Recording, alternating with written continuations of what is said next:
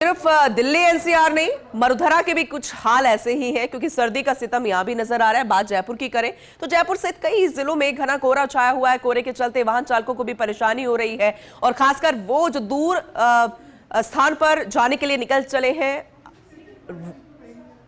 ये तस्वीरें जरा देखिए। हालांकि खेत खलिहानों के आसपास वाले जो इलाके हैं वहां बहुत ज्यादा धुंध पड़ रही है, विजिबिलिटी बेहद कम है। कोहरे के चलते वाहन चालकों को तो परेशानी हो रही है, लेकिन जो सुबह सुबह उठकर काम पर जाते हैं या फिर खेतों में काम करते हैं या फिर अन्य लोग, उन्हें भी काफी दिक्कतों का सामना करना पड़ रहा है क्योंकि कई जगह पर स्कूल भी शुरू हो गए तो नौनिहालों को भी काफी दिक्कतों का सामना करना पड़ रहा है।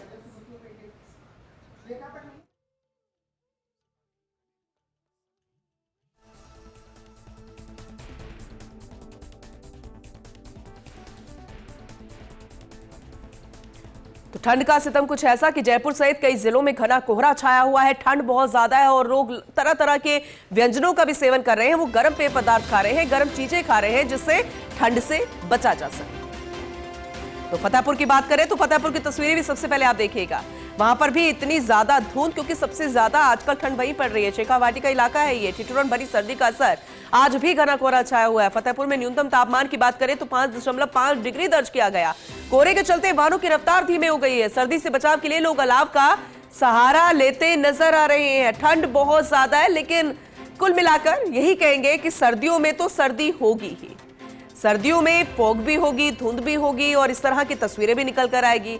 हमें बस इतना करना है कि अलर्ट रहना है, ध्यान रखना है। अगर आप हवाई यातायात, ट्रेन यातायात और खासकर सड़क यातायात पर निकल रहे हैं तो अपनी गति को धीमी रखिएगा क्योंकि ट्रेन यातायात, हवाई यातायात तो वैसे ही प्रभावित हो गया है। फॉग के चलते कई फ्लाइट्स कैंसिल हुई हैं, ट्रेनें लेट चल रही हैं, लेकिन सड़क यातायात पर आप खुद नियंत्रण कर सकते हैं अगर आप गाड़ी चला रहे हैं। इसीलिए सर्दी का बचाव आपको खुद करना है, पहनावे के साथ, खाने के साथ और धीमी गति करके अगर आप वाहन चला रहे हैं।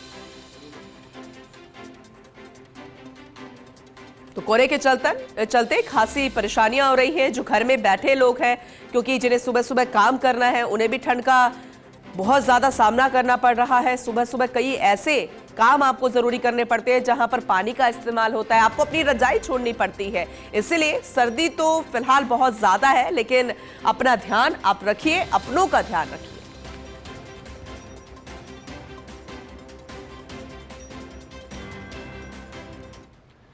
चलिए करौली की तस्वीरें अब आपको दिखाएंगे क्योंकि जिले भर में भी आज बिगड़ा है यहां मौसम का मिजाज।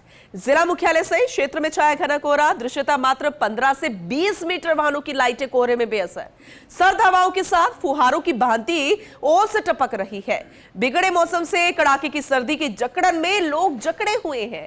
ठिठुरन भरी सर्दी से लोगों की दिनचर्या भी प्रभावित हो रही है।